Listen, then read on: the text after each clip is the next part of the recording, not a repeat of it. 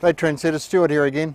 As I mentioned before, I bought some punnets of seedlings at the Trauma Camellia show this morning. I've got the snap peas in up against the fence here, and bok choy along the front, lettuce, Great Lakes down there, and I've got a punnet of beetroot here, which I'm going to show you how I plant. Nothing fancy. The soil's been prepared. All my garden beds have pre-dug, of course. I've been doing this for a while now. I've added aged cow manure in there and some Searles 5-in-1 pelletized manure. It's a new product, seems to work okay. So I'll show you how I plant those. The snap peas up along my boundary fence, which is just one of those well mesh boundary fences, and the bok choy just along in front.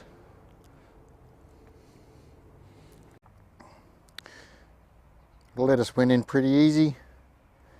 No cow manure in this particular part of the bed, but I did use the Searles 5-in-1 again.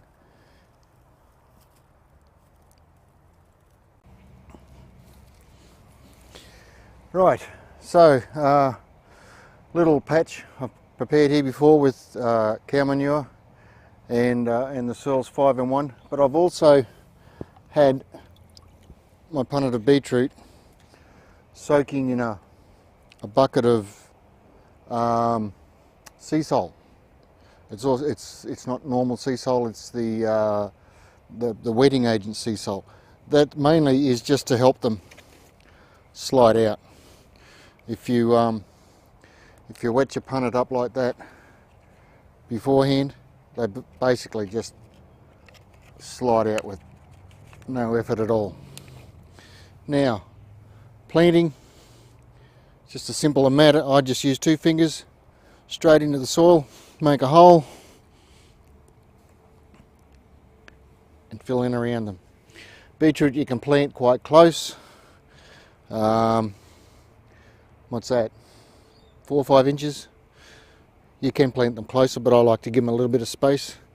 A lot of vegetables, the closer you plant them, it will reduce the size that you get. Couple here. Sometimes there's 3 in here. Sometimes I will pull, if they're not too root bound in the punnet, I'll pull them apart and they'll grow into bigger beetroot. Some people plant straight up, please yourself, it doesn't really matter. When you harvest, you just harvest the biggest one and then the next one grows on.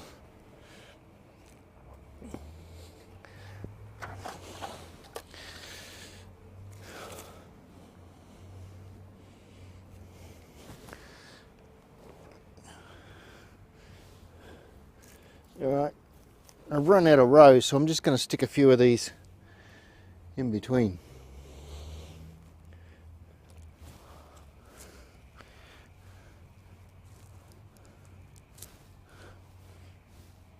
Okay, beetroot's planted, everything's planted.